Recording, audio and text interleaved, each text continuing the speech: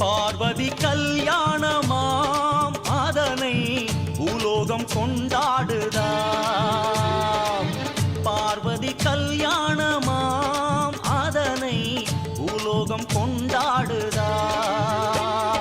தாயாரின் ரூபத்தில் வேப்ப மரமாம், சிவனாரின் ரூபத்தில் அரச மரமாம். வேப்ப மரத்தில் குங்குமம் தீட்டி, அரச மரத்தில் திருநீரு பூசி, அன்னைக்கும் சிவனார்க்கும் கல்யாணமாம். மங்கையரின் புலவையிலே மரம் சிலிர்க்குதாம். பார்வதி கல்யாணமாம் அதனை பூலோகம் கொண்டாடுதாம்.